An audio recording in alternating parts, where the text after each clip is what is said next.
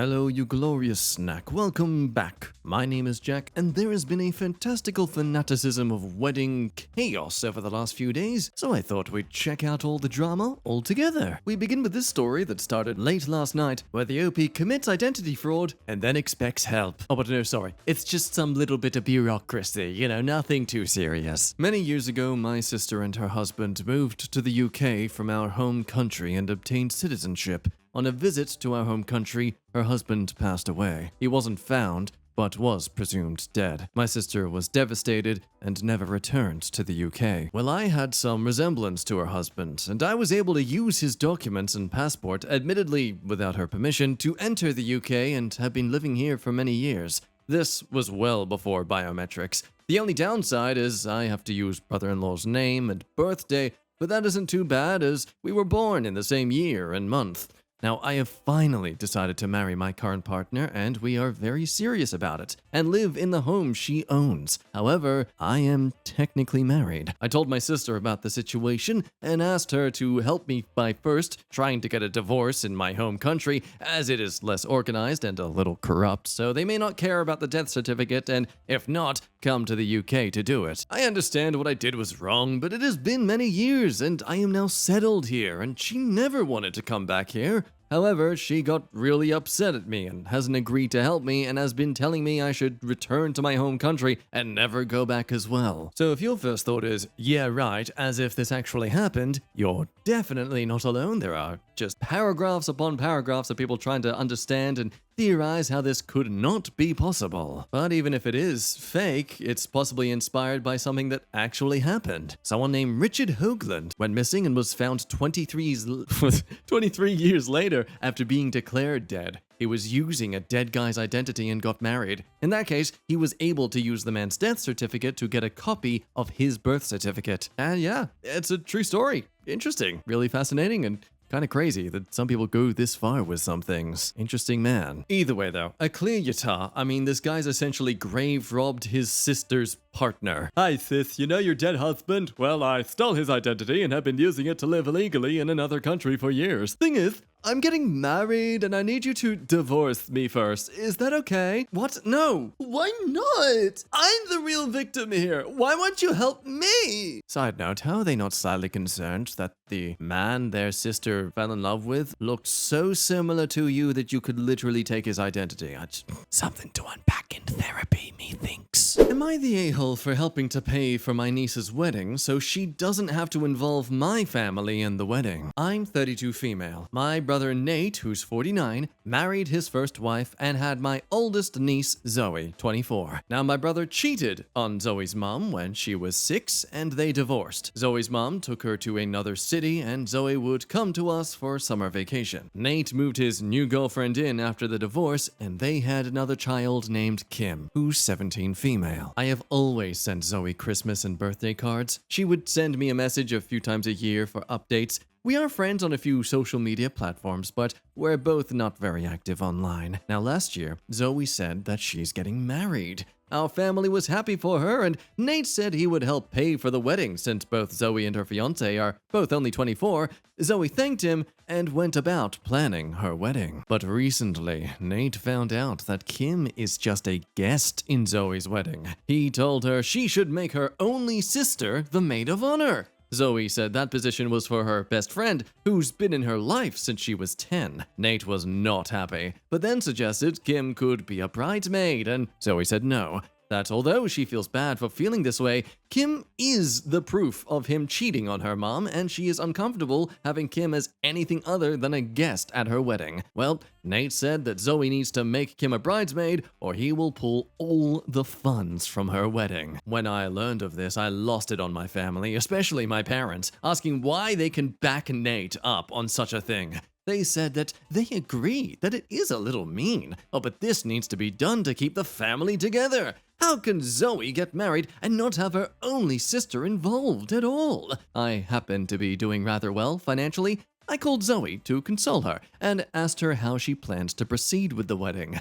Zoe said that they would scale down the wedding. It would be a shame, but it was the only way her fiancé and she could pay on their own. I asked for the difference and said it was only just over $10K. So I told Zoe she could consider it a wedding gift from me and she could have her dream wedding. Zoe was ecstatic. She said that I gave her the ability to really have her wedding the way she wanted it. Now, my family were mad at me when they learned what I did. Kim was actually crying and said she was looking forward to being a bridesmaid at the wedding, and I ruined everything. Nate said Zoe wouldn't even let him walk her down the aisle now, and my parents agreed that all their extended family and friends will talk about how dysfunctional our family is. So my family gave me so much grief that I wonder, am I the a-hole? That's so cute of your parents to fear that. Oh, Pete, don't you know what you're doing? You're gonna make everyone think how dysfunctional our family is. Guarantee you they think that already. A balanced thought, though. So not the a-hole. You're allowed to do as you wish with your money. Your niece is allowed to include or not include whomever she wants in her wedding. But while yeah, Kim is proof of the cheating, she should probably stop blaming Kim or taking her resentment out on her. She should probably get therapy over that. It's not fair for Kim, and obviously she's not over the fact her dad cheated. However, that has nothing to do with you, and if you want to pay for her wedding, that's totally fine. I think that's a great point where if the question was more like, is Zoe the a-hole for refusing to let Kim be anything more important in the wedding? I could say this is an everyone sucks here situation because yeah, sure, Kim is evidence of something, but that wasn't her fault. She shouldn't be punished for the actions of their dad. But to continue urinating over the morality of the parents, it needs to be done to keep the family together.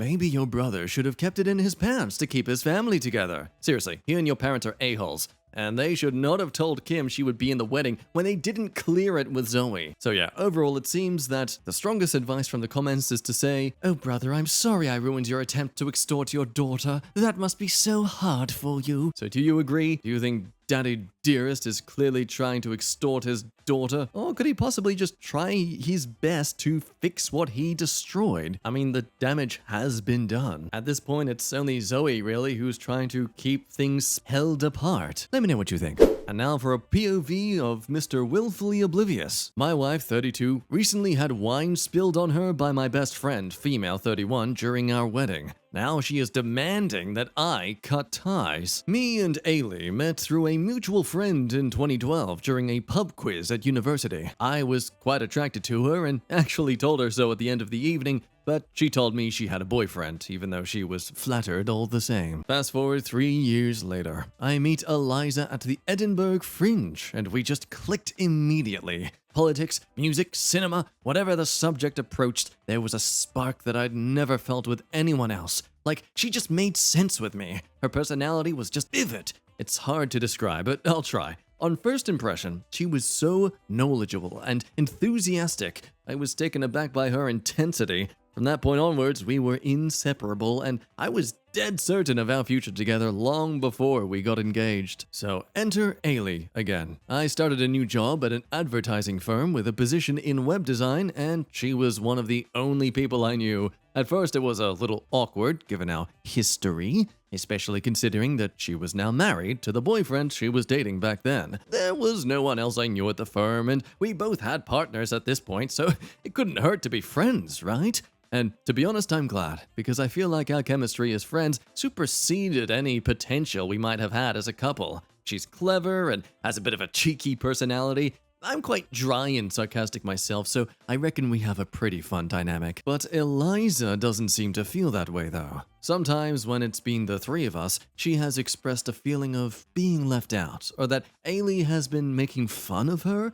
I don't see it. It's just our dynamic, but there have been a couple of nights where Eliza's been in tears because of something that Ailey has said. At one time, Eliza got out of her seat and Ailey sat down where she was sitting to show me a video on YouTube. When Eliza came back and she saw Ailey leaning next to me and was upset for the rest of the night. Sometimes there have been times where Ailey has said something that Eliza has read as a come on. Like, when I said I missed swimming because I felt out of shape, Ailey said, "Oh, the two of us should go together," with a playful punch. Eliza didn't say anything at the time, but her discomfort was visible. Things really came to a head, though, in our wedding, and I think the stress of it really got to Eliza. During the reception, Ailey bumped into her and red wine spilled all over her dress. She was bawling the entire evening. We're now on our honeymoon, and Eliza has said she hopes for a fresh start, but she feels like Ailey might have spilled her wine on purpose. She's suggesting that I cut ties with her, and if I'm honest, I'm not sure I want to. Where do I go from here? So there's some thoughts I quickly want to make based on my own personal experience of this sort of dynamic. I have an old friend exactly like Ailey. I could never see us dating, but I see our friendship so good, 10 out of 10. And I could totally see her saying this sort of thing while physically hitting me. But of course, context and circumstances are different for everyone, and I know that in her case, it's more of a fact that we hardly see each other or hardly have social outings. So she's saying that to encourage us to hang out together, like friends, because she misses hanging out with a friend. But in OP's circumstance, they work together. So you can argue that it's not exactly the same. I mean, what is she missing about being around OP when she's literally around him almost 5 days a week? Now that also said, I'm sure we all have colleagues that are a different energy at work than they are in a social atmosphere. So sure, while Ailey's been around him all the time at work, that doesn't mean she's actually got to,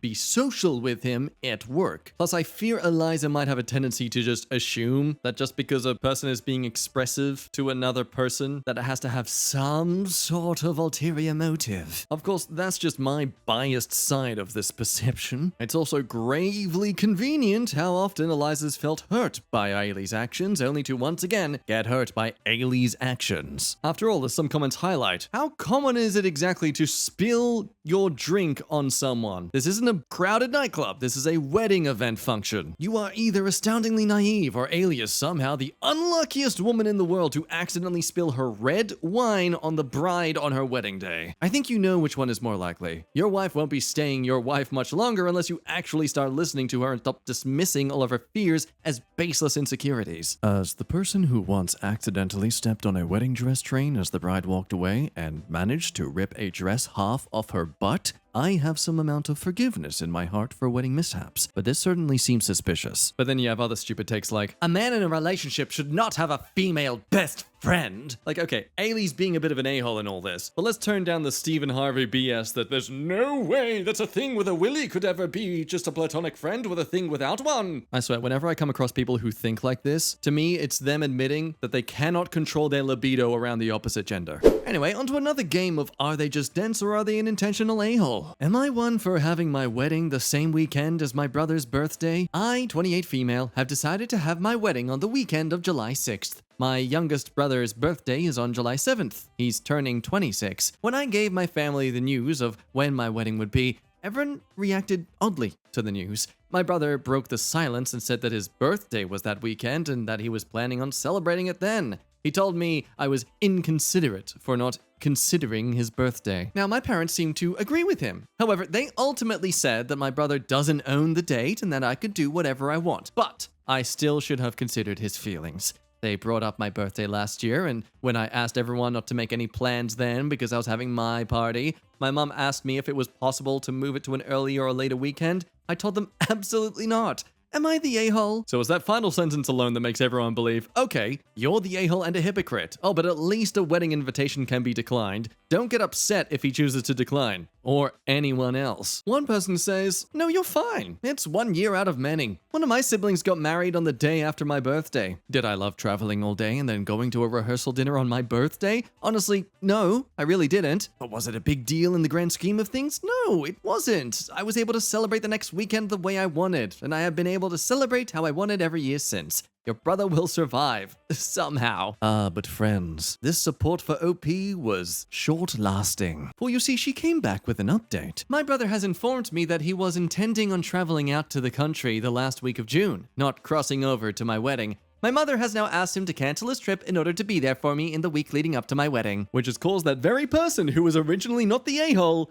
to completely switch sides. Well done, OP. Your attempt to offer some fresh new advice just made you come across as a worse person. In some other comments, the OP explained that it was the fiance's suggestion to get it on the long weekend, and despite her allegedly being really close to her brother, she didn't at all, defend the fact that, hey, that's my brother's birthday, let's maybe avoid that time of the year. And then after that, letting your mother go ahead and pressure him to cancel his own birthday celebrations. All because you wanted to have your wedding on his birthday, pretty much. Yeah, kinda hard to see how you couldn't be the a-hole here.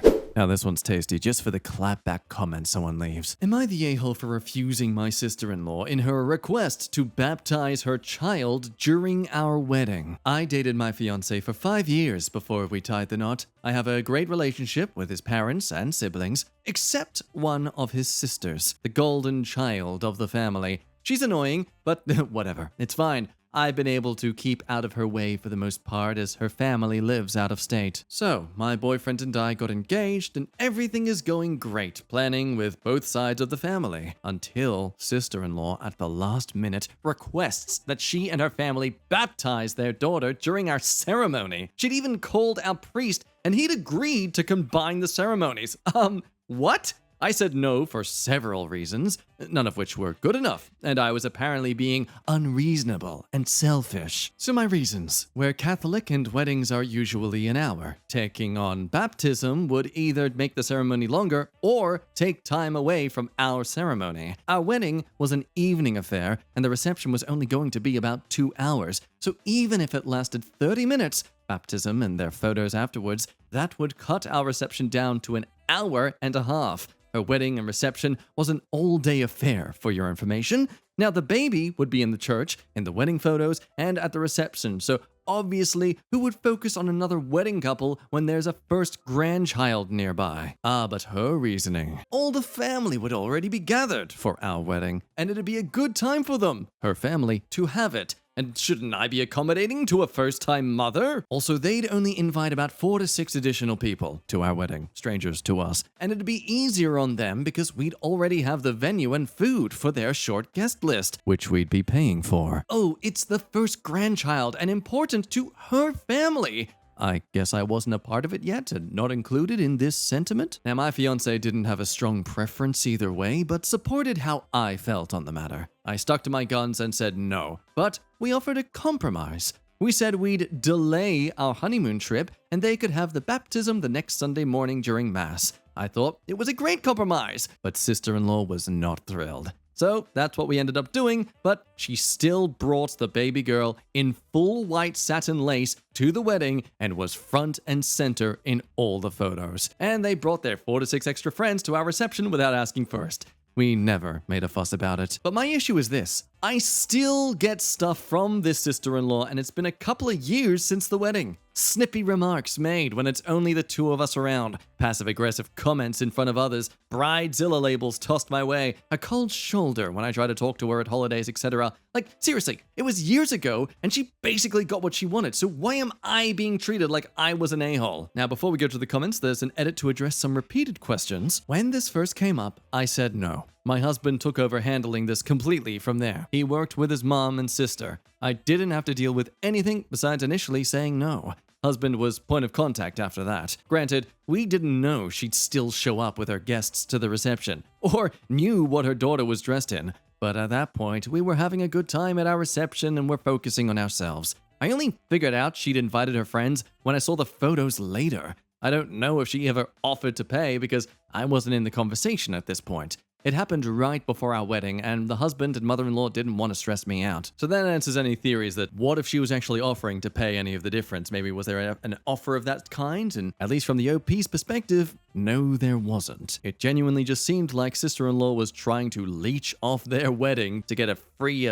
baptism in. It was a short evening reception with a buffet. We had about 200 people total. Her passive-aggressive comments in the following years were very subtle. If she said something rude, and if I or my husband called her out on it, which he did, she'd claim we simply misunderstood her. The rude comments or snubs she gave me directly in private, she also claimed I misunderstood her, or was blowing an innocent comment out of proportion. My husband has stood up for me, but our interactions with her are brief and only once or twice a year, so I'm not dedicating a lot of time to trying to have a great relationship with her. She's a narcissist, and I refuse to give her any drama to feed her addiction. Okay, so here's the satisfying clapback comment that I was talking about. Next time she makes some offhand comment, say something like, "You're right. I am sorry that even after 2 years you seem to lack the mental horsepower to realize that my wedding, which was an event I planned and paid for, was neither about you or your daughter. Furthermore, I'm sorry that even after all this time, you are so petty and childish that you feel the need to bring it up. I am also sorry that I didn't bill you for your grossly rude behavior of inviting guests to my wedding without my approval. And lastly, I am sorry that you lack a basic understanding of gravity and think the world revolves around you. I hope that someday you are able to realize that you're just not that special. But given how tense you are, I can understand why you're confused. But TLDR version, I hope you'll be able to move past it soon. It's obviously still deeply troubling you. Undoubtedly, yeah, the sister-in-law's a total a-hole here, but I don't agree with some people criticizing the OP and the husband for not snapping at sister-in-law's actions straight away and instead enjoying their wedding. Honestly, props to you. The fact you could have comfortably remained indifferent during the whole evening of the reception and stuff because you were just so happy with your time together. That says a lot more about how strong and happy your relationship is than people seem to realize in these comments. Good on you. This wedding planner, however, doesn't get as much sympathy. Am I the a-hole for making my sister's family go hungry at my wedding because she didn't pay the meal contribution? I'm still processing the events from my wedding last weekend and could use some judgment. I decided to have a lavish wedding, something out of a fairy tale, and I wanted everything to be perfect. To offset some costs, I asked all the guests to contribute a meal fee of $200 per person. I thought it was a reasonable request given the exquisite menu and venue. My sister, Emma, has always struggled financially. She's a single mother with 3 kids and has had a tough year with unexpected expenses. When she received the invitation and saw the meal fee, she called me, almost in tears. She explained that she couldn't afford the $800 for her and her kids, but really wanted to attend and celebrate my day. But I was adamant about the rule and told her that if she couldn't pay the meal fee, they could attend the ceremony, but would have to sit out during the reception dinner. She was hurt, but agreed, not wanting to miss my wedding. The wedding day came, and everything was as extravagant as I'd imagined. However, when the reception dinner started, I saw my sister and her kids sitting at a separate table, watching everyone eat. Some guests noticed and whispered,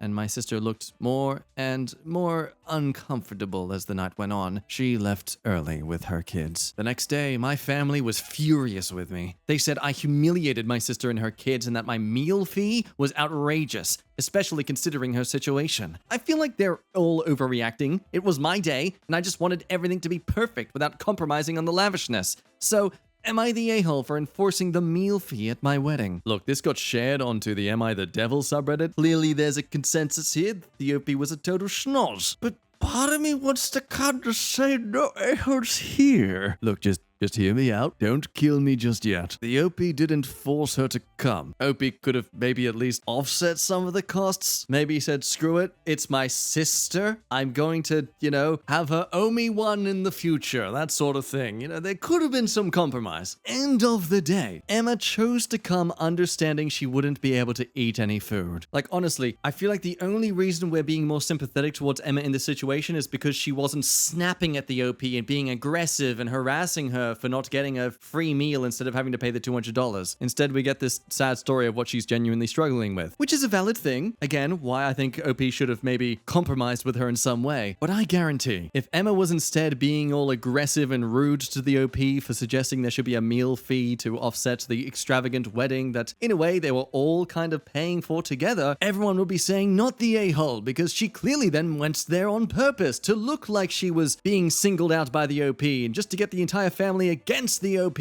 for daring to not let her kids and her have food. I don't know, am I maybe theorizing a bit too much here? Let me know, I might just be going completely off the rails. So yeah, everyone thinks you're tar. Glad your special day is forever defined by your guests looking and whispering. Not just at your sister, by the way, but gossiping about how cheap and tacky you are to make them pay for the extravagant wedding you couldn't afford. Any beauty of the decor was entirely lost because all your guests could see was the ugliness of your narcissism and what you did to your sister. For that, your wedding is and will always be the definition of imperfect. Oh, I bet that made OP's skin crawl. So yes, ultimately people think that they're the a-hole because they held a lavish wedding that they couldn't actually afford to do, which I can understand. But as someone who is very much experienced with poor lifestyle, and when it comes to any sort of great experiences or requires everyone to pull in together. I don't know. I feel like the idea of everyone pulling in together to have a great lavish experience together shouldn't be that shocking to ask people to all pitch in together. Again, let me know what you think down below. This is definitely a video where I'm going to be reading a lot of your comments to get perspectives. Am I the a-hole for wearing white to my sister's wedding? My sister's 32 female and they got married a few days ago, and I, 27 female, wore a white shirt and black pants to our wedding. Like most of the men there. The dress code for the wedding was formal, and women can't wear white, but I thought it would be okay because I wasn't wearing a dress. My sister got really annoyed at me though, and she hasn't spoken to me much since. She said that I stole the attention away from her, but I honestly didn't understand. I didn't stand out at all. I was wearing a plain shirt and black pants. I blended in with other people. I didn't mean to upset her, though. I honestly thought it would be okay. Well, let's just compare the images here. Okay, I'm seeing white on one, white on the other. They both have hair, both have two arms. Yeah, it's fair to assume that they are the exact same outfit. How dare you, OP! Banishment! Banishment from the family for you! You're the a-hole, as this comment says. As her sister, presumably you were part of the wedding party in formal photos. You must have been aware that you weren't following the expected norms for a wedding, but you didn't think to ask that question. Also, a shirt and trousers isn't what I would consider formal clothing for a wedding. A suit would be the minimum. OP clarified it was a suit, but they weren't wearing the jacket. OP was dressed the same as the male guests. No, but that's fine if the men wear white. They couldn't upstage the bride. Yeah, because they're men, right? No, because they're ugly. Anyway, my guess is that the sister actually is upset because OP wore a suit instead of a dress, and it ruined the aesthetic she had in mind. Oh, and props to Bulbasaur here, just completely unable to fathom that sometimes people take off their suit jackets. And that's not a freaking suit then! That's pants and a shirt! Okay, I'm asking you the same question as above. If you put a suit on for work and later in the day you take the jacket off, does that make your suit not a suit anymore? Yes, without the jacket on, it's not a suit! This right here, this is Bulbasaur. This is Bulbasaur and that's the suit. Where'd your suit go? That's not... Where'd you put your suit? Put your suit back on! You're naked! Oh my god! Oh, thank goodness you put the suit back on. That would have been horrible. Oh god, no! Put it back on!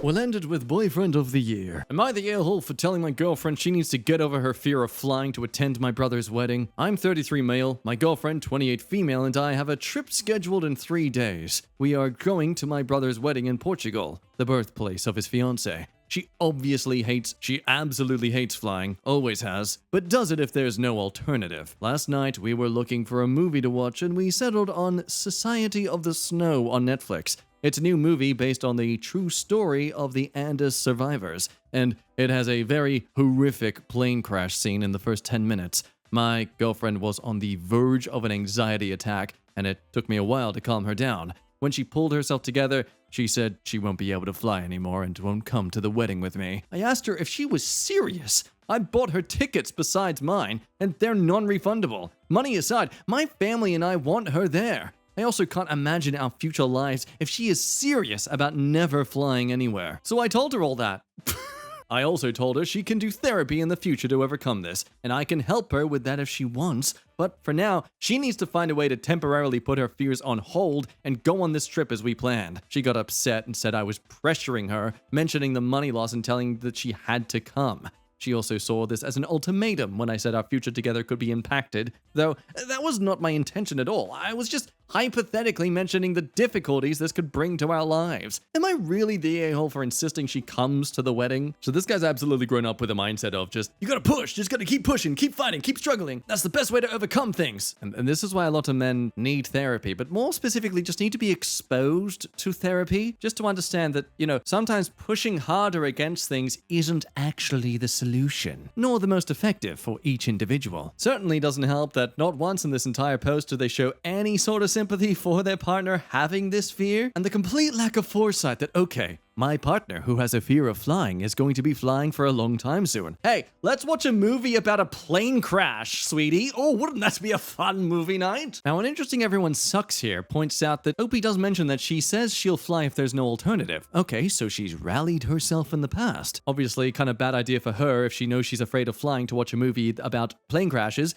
but also she's a grown adult who had the choice to watch a show that she knows good and well could easily trigger her current fear, and people are blaming OP for somehow forcing her to watch it. And basically goes on the discussion of like, okay, look, you can have your fears and phobias, but also this woman has been aware that this wedding's going to be happening in Portugal. She's had plenty of time to work on some sort of method to get herself mentally prepared for flying a long way. If anything, it seems like she chose to watch this movie as a further excuse to not have to go. Like, oh no, I've been triggered by this thing that's just set my progress to be ready for this all the way to ground zero. Oh, I guess there's no point in me going now. Oh no. That said, they do end up by pointing out that OP does also need to actually take her fear seriously. So there is still some understanding that OP is still an a-hole in this regard. But either way, many people still think you're the a-hole regardless. So what do you think? Let me know down below. And for now, we'll end things there. Quite a lot of stories read today, so hope you enjoyed them. Hope you're drinking water. If you don't, I will whisper into your ear very intensely the word moist over and over again until you